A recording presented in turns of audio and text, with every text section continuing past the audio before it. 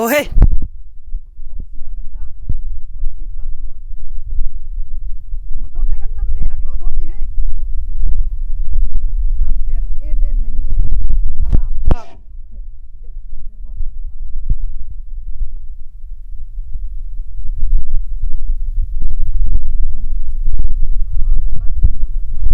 Hur daw ni ang midang pechon.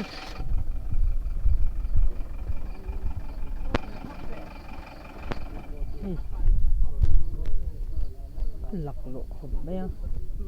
Tắm khủng này hết.